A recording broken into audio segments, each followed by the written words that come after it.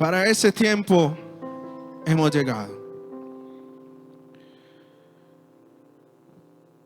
El domingo mientras el pastor hacía la posesión de los ministerios, dijo algo que me llamó mucho la atención.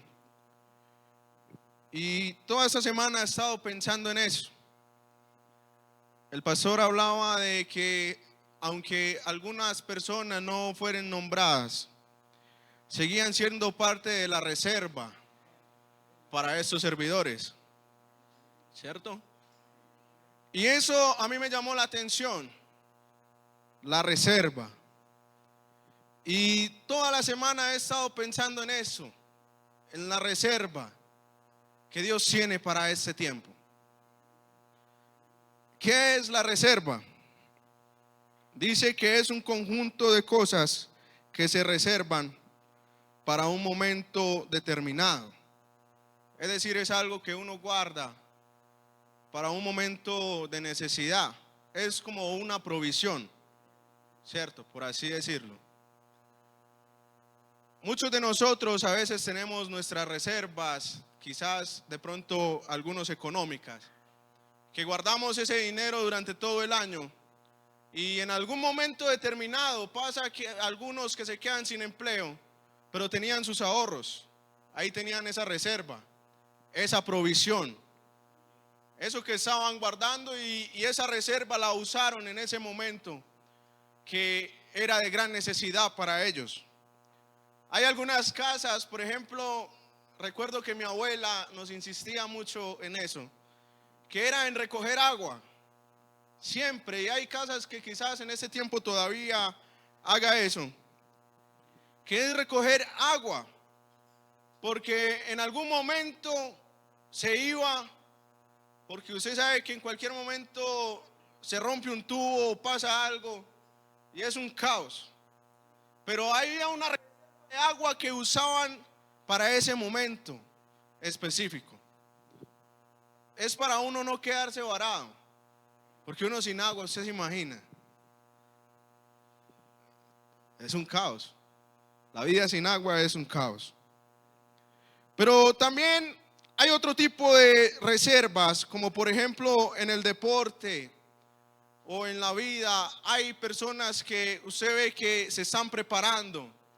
Y usted, por ejemplo, ve, pongamos un ejemplo del fútbol, que usted ve que hay un equipo que sale a la cancha como titular, pero que hay un equipo, un grupo de reserva que está ahí a la expectativa de que de pronto haya una lesión, de que de pronto los que están de titulares se cansen, y el entrenador va a hacer uso de esas reservas que tienen ahí, esos que también se han estado preparando, esos que han venido trabajando también, esperando su momento de ser utilizados para ser parte de la historia del equipo y también dejar su propia huella.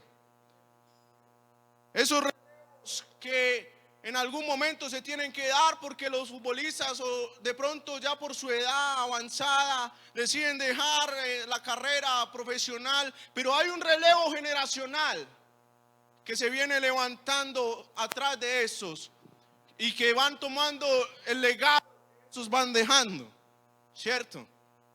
Pero asimismo me ponía a pensar de que Dios también tiene sus reservas. ¿Cuántos lo creen? Dios también tiene su reserva.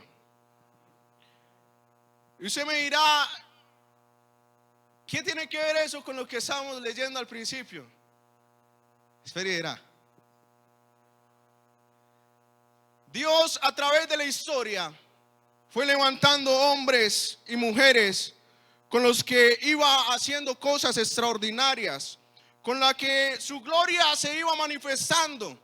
Y no quiere decir que la reserva, la provisión de Dios estuviese acabando, pues el poder de Dios, la reserva de Dios es inagotable. Su provisión nunca se acaba.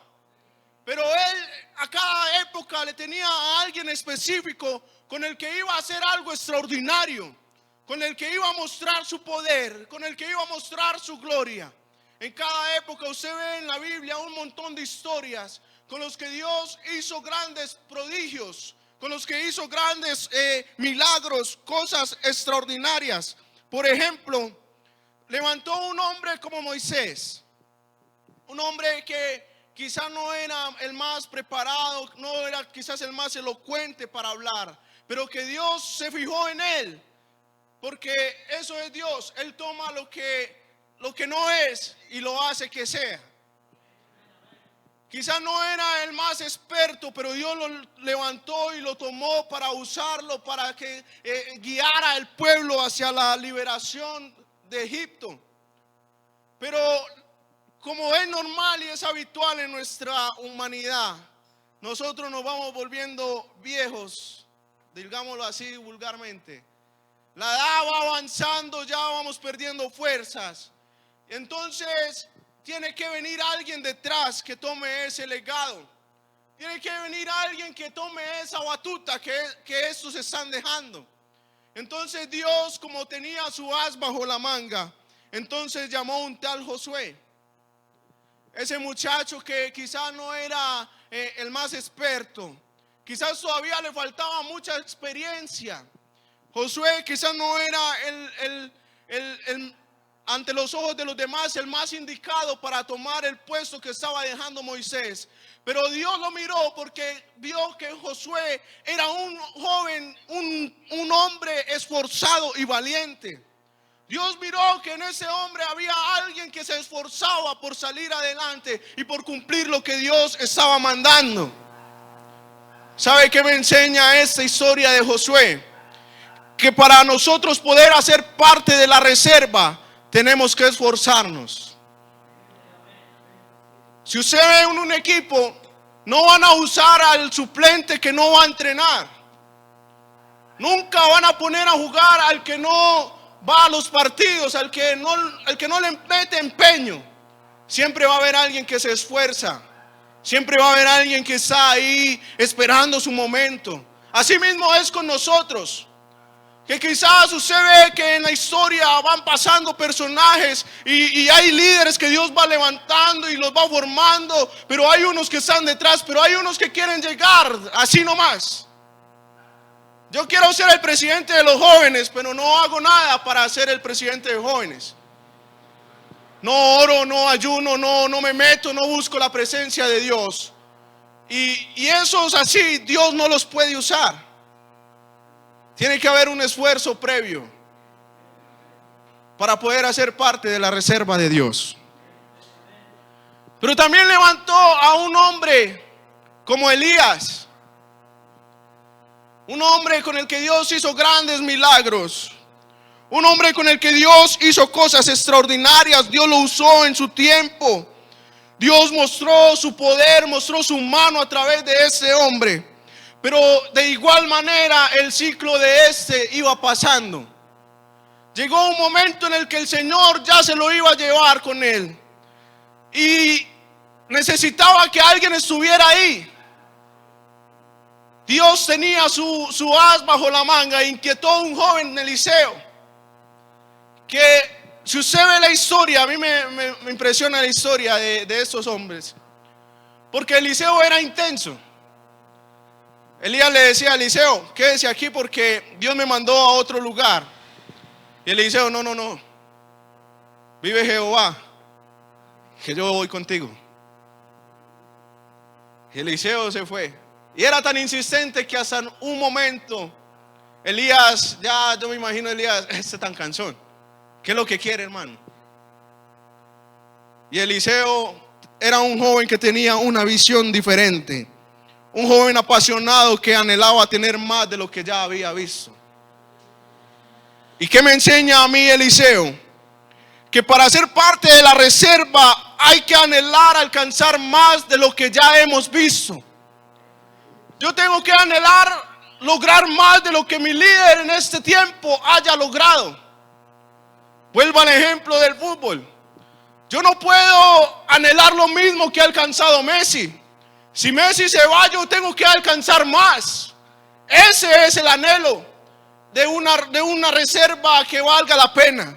Alguien que sea ambicioso y que busque más. Así en este tiempo hemos visto cómo Dios ha levantado grandes hombres y mujeres con las que ha hecho cosas extraordinarias. Pero hoy yo quiero mirar que hay una juventud en este tiempo que anhela más de lo que ya hemos visto. Hay una iglesia que anhela más de lo que ya hemos experimentado. Nosotros no nos podemos conformar con lo que ya hemos vivido. Es que yo ya hablé en lenguas, pero no me puedo conformar con eso. Es que yo ya he visto cómo Dios se mueve en el campamento, pero no me puedo conformar con eso. Yo tengo que anhelar más, porque la presencia de Dios es inagotable y Dios todavía tiene algo reservado para este tiempo.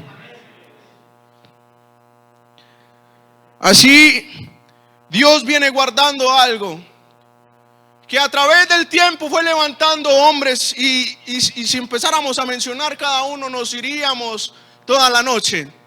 Pero empezaba a levantar hombres jóvenes, inexpertos quizás, un tal David, un tal Salomón. Dios empezó a levantar un tal Daniel, empezó a levantar estos personajes que en su época marcaron la historia, que en su época hicieron algo extraordinario y el poder de Dios se manifestó en ese tiempo.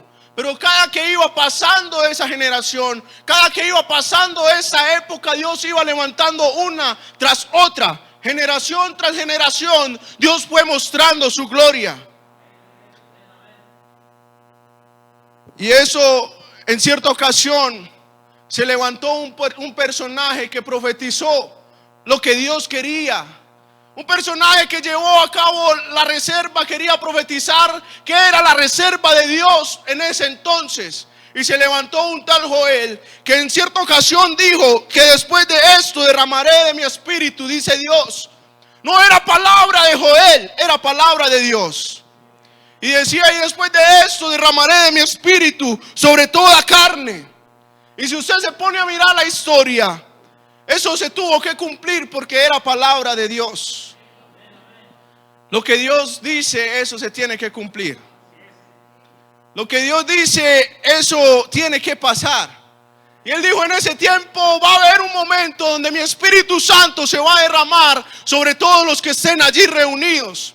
Y si usted se pone a mirar la historia, cómo se fueron levantando unos apóstoles con los que Dios hizo grandes prodigios, hizo grandes milagros. Hombres quizás inexpertos, hombres que quizás no tenían la experiencia para alcanzar lo que se les estaba delegando, pero eran hombres que tenían experiencias con Dios, y eso es más que suficiente. Quizás no podemos tener la mayor experiencia en la vida, pero desde que tengamos experiencias con Dios, eso es más que suficiente. Si yo tengo experiencias con mi Dios, Dios me va a llevar a lugares donde yo no me imagino que he podido llegar. Yo alcanzo esos lugares gracias a las experiencias que he logrado tener en Dios. Y si usted se pone a...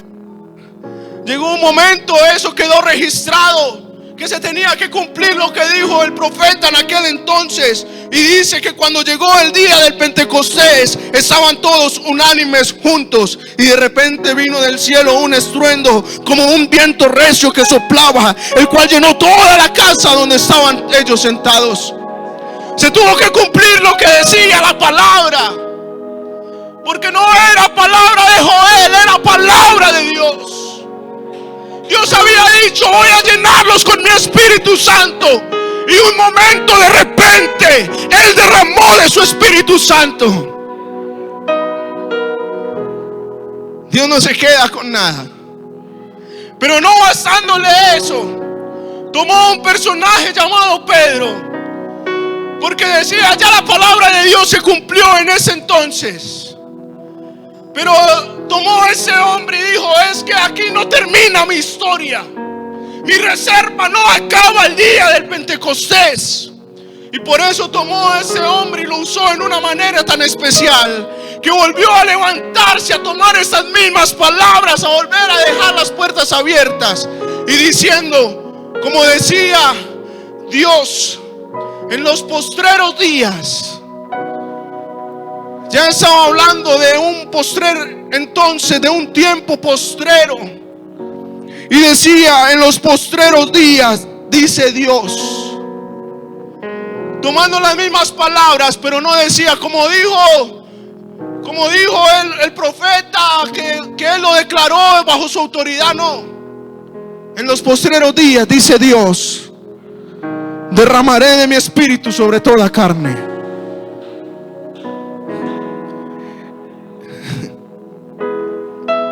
Ahí no se podía quedar la reserva de Dios. Dios iba levantando a esos hombres a través de la historia, con los que iba haciendo grandes prodigios, con los que iba haciendo grandes cosas. Dios los iba levantando y los iba tomando, iba manifestando su poder, iba manifestando su gloria, iba haciendo cosas extraordinarias.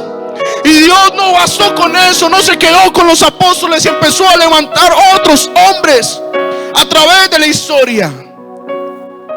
Y si usted se pone a mirar la historia, hubo un tal personaje como un tal Evans Roberts, un personaje que fue partícipe de uno de los más grandes avivamientos que hay registrados, como lo fue el avivamiento en Gales.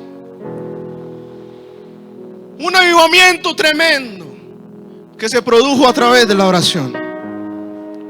Si usted se pone a mirar la historia de ese avivamiento, ese hombre lo único que hacía era orar. Y él, donde llegaban multitudes para escucharlo hablar. Pero dice que si él oraba media hora, 2 horas, y no sentía decir nada de parte de Dios, no lo decía y se iba. Se imagina a todos los que habían viajado desde otros lugares para escucharlo y que no diga nada.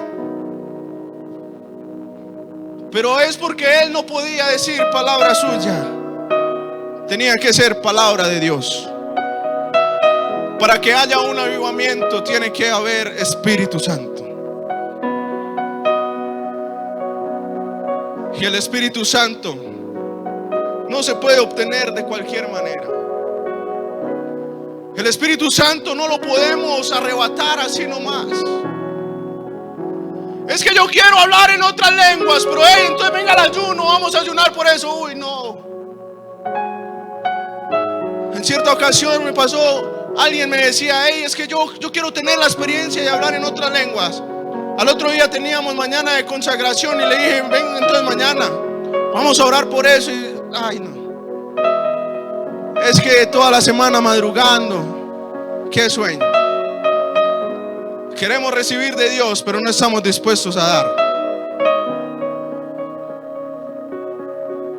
Y aunque aplique en obra social, yo creo que aplica para todo, que es más bienaventurado dar que recibir. Porque cuando yo le doy a Dios lo que Él se merece, Él a mí me da mucho más de lo que yo estoy esperando. Ese es el Dios que yo tengo. Se levantó también un personaje como un tal William Seymour, que también fue partícipe de uno de los avivamientos más famosos, de los cuales más escuchamos, como lo fue el avivamiento de la calle Azusa. Tremendo avivamiento. Todo el que iba allá recibía un milagro. Todo el que iba allá recibía algo de parte de Dios, porque había un mover del Espíritu en ese lugar. Pero si ustedes se ponen a mirar cómo se provocó ese avivamiento, de rodillas. ¿Usted quiere generar un avivamiento? Primero arrodíllese. Busque a Dios en lo secreto y verás como Dios hace cosas grandes, extraordinarias en lo público. Así obra Dios. Y así se fueron levantando grandes personajes con los que Dios fue haciendo grandes cosas en su tiempo. Dios fue haciendo cosas extraordinarias, como pasó un día con un hombre por el cual nosotros hoy estamos aquí. Porque Dios levantó un tal Axel Werner Larsen, que un día atendió a la voz de Dios, que vio un país que estaba en avivamiento, que vio que había una necesidad de Espíritu Santo en ese país. Y ese hombre vino y empezó a predicar. Quizás no era el que mejor hablaba español, pero Dios lo usó Y gracias a quizás cuando aprendió a decir en español, Cristo te ama. Usted se imagina, gracias a ese Cristo te ama que dijo alguna vez, hoy la iglesia es lo que es aquí en Colombia. Porque Dios tenía una reserva para un pueblo que estaba perdido. Ya había usado grandes hombres, pero a Dios no le bastaba con esto. Todavía tenía algo más, porque había dicho la palabra de Dios que en los postreros días iba a hacer algo extraordinario. Y así siguió levantando hombres como Vildros, como David Zúñiga, como el hermano Eliseo Duarte, y grandes personajes que se han levantado, que han marcado la historia de nuestra iglesia. Y usted habla con el hermano Arnulfo, ¿cuántas experiencias nos puede contar este hombre con tanta trayectoria que tiene? Pero esos han ido pasando. Esos han dado un legado que otros han venido tomando. Esos hombres han ido dejando algo que se le fue levantando a través de la época. Uno que decía, yo quiero tomar lo que dejó el apóstol Pedro, yo quiero tomar lo que dejó Daniel, yo quiero tomar lo que dejó el profeta Ezequiel, yo quiero tomar eso que dejaron estos hombres. Y Dios lo fue usando, Dios lo fue levantando en ese tiempo. Pero yo me quedo con lo que dice la palabra de Dios, porque con ellos no se termina la historia, no se acaba la reserva de Dios. Porque Él en un tiempo tomó un personaje con el cual profetizó el por qué nosotros estamos aquí. Un día tomó un personaje y dijo, la gloria postrera de esta casa será mayor que la primera.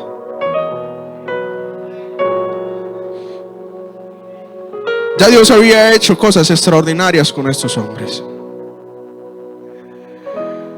Dios derramó de su Espíritu Santo a través de la época con cada uno de ellos. Pero para esta hora hemos llegado nosotros.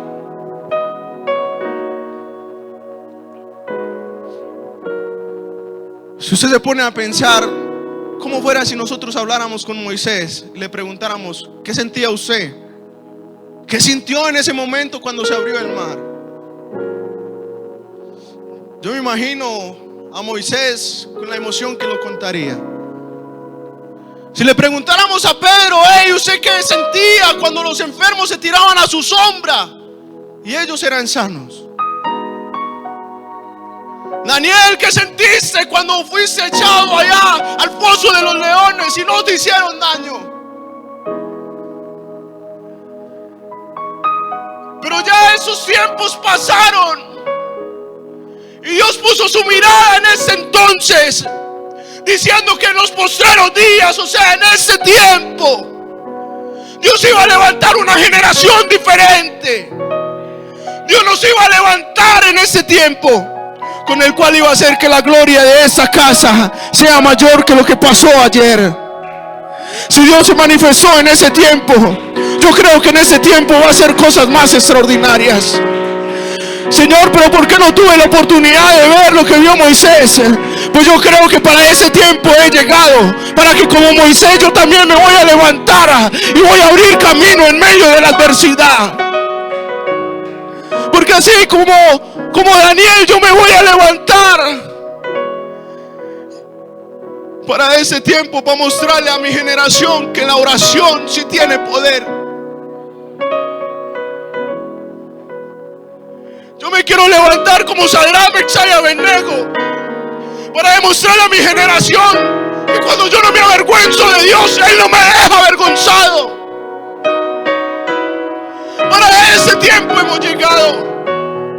Para esa hora nosotros nacimos, para testificarle al mundo que todavía hay un Dios que hace milagros. Es para ese tiempo que nosotros hemos llegado. Aunque ya Dios usó a esos hombres, aunque ya Dios se levantó en aquellos tiempos, nosotros somos parte de la reserva que Dios tiene para ese tiempo. Yo no quiero ser de los que cuenten las historias que pasaban en la Biblia. Yo quiero contar mis propias experiencias. Y yo creo que para eso he llegado. Porque yo también quiero dejar mi propia huella. Qué bueno que el día de mañana hablen de Johan como hoy hablamos de David. Que el día de mañana digan: hey, Josué, uy, ese muchacho hizo tantas cosas en Dios. Para ese tiempo nosotros hemos llegado. Para que, como el profeta Ezequiel,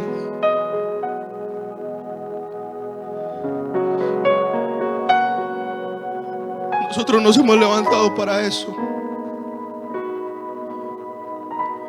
Porque quizás haya alguien por ahí que está diciendo: los jóvenes de Gaitán, ya no hay nada que hacer con esos muchachos. Esos que se apartaron, ya no hay nada que hacer con ellos.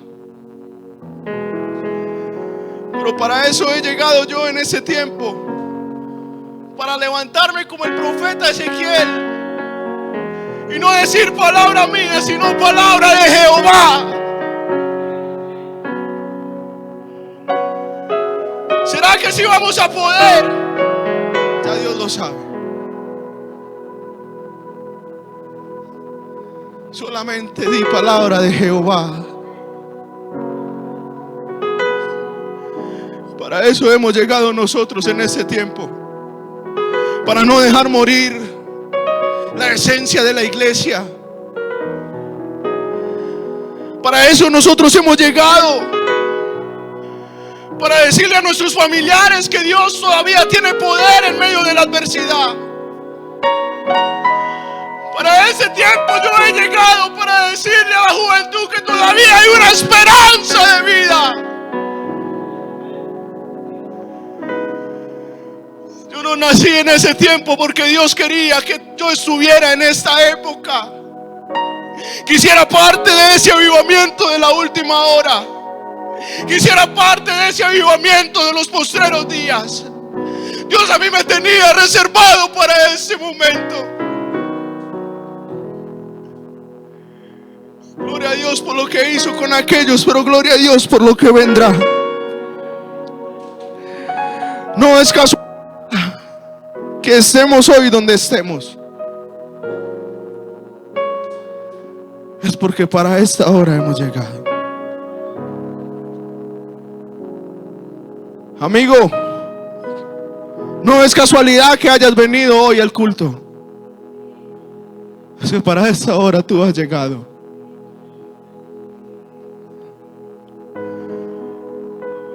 Jóvenes, no es casualidad que nosotros le sirvamos a Dios en este tiempo.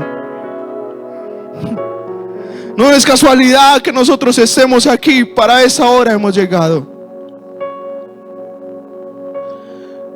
Yo creo que no es casualidad que Dios haya tomado este equipo. No es casualidad el plan de trabajo que hemos expresado. Yo creo que para esa hora nosotros llegamos. Estaban esperando algo, no sé qué.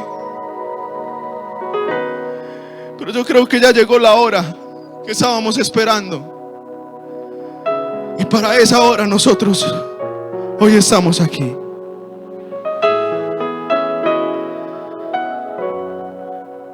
Dios se puso, hey, no es casualidad que seas el líder de tal comité.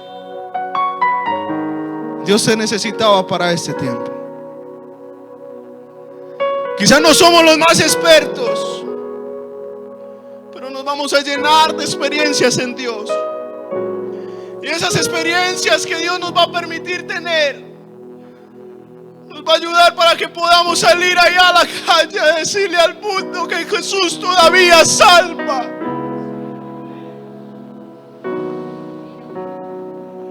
Dios todavía tiene esa reserva. Y esa reserva eres tú.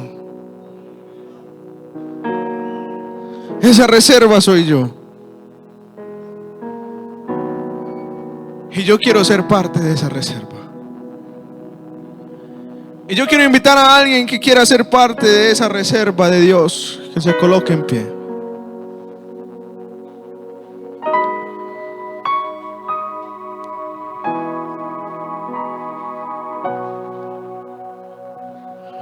Hoy es el inicio de un nuevo comité.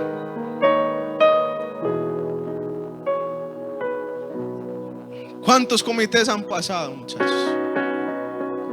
¿Cuántos líderes Dios ha levantado? Pero para este tiempo nosotros hemos llegado.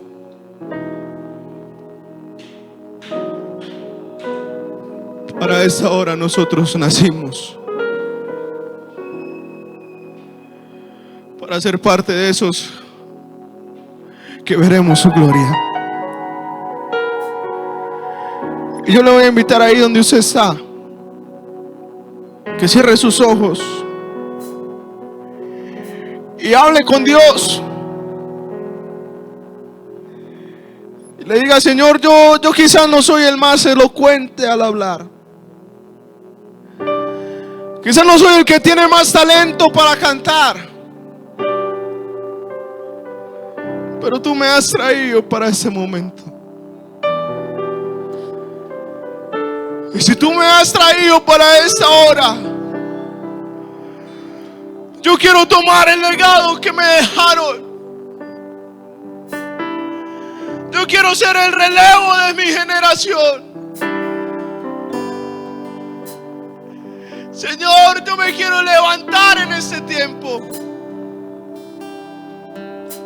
para que hagas algo extraordinario con mi vida. Y yo sé que tú lo vas a hacer, Señor, porque en este año, así como el profeta Ezequiel, yo no me voy a meter solo hasta los tobillos. Yo no me voy a meter solo hasta las rodillas. Yo me voy a sumergir en tu presencia este año. Yo me voy a sumergir, Señor, en tu espíritu. Yo me voy a meter más en tu presencia, Señor. Porque para ese tiempo tú me has llamado, Señor. Y yo quiero atender a ese llamado que tú has hecho. Yo quiero obedecer, Señor, a tu palabra. Quiero ser sensible a tu voz. Señor, aquí está mi vida, te la presento. Tú bien sabes cuántos errores tengo yo.